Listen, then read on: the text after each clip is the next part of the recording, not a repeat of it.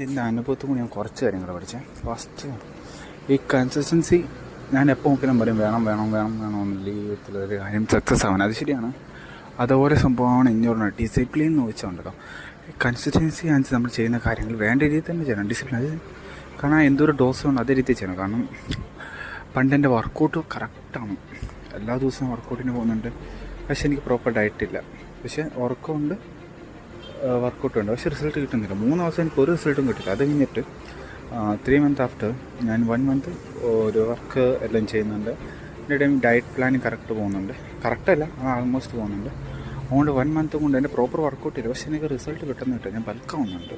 കാരണം it means വേണ്ട രീതി ഞാൻ കാര്യങ്ങൾ ചെയ്യുന്നുണ്ട്, പക്ഷേ ബോഡി കുറച്ച് വീക്കാവുന്നു. വർക്കൗട്ട് പ്രോപ്പർ അല്ലാത്തതിന് ചെറിയൊരു സൈഡ് എഫക്റ്റ് ഉണ്ട്. But it's okay. Learn from the very simple mistake.